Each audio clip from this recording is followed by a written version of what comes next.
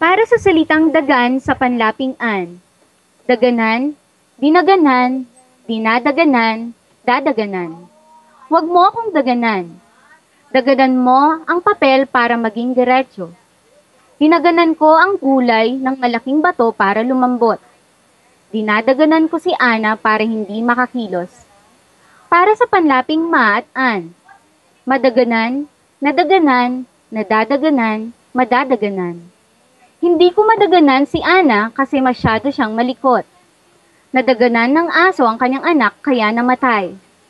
Nadadaganan ko ang kamay ko kapag natutulog ako. Umalis ka dyan kasi madadaganan kita.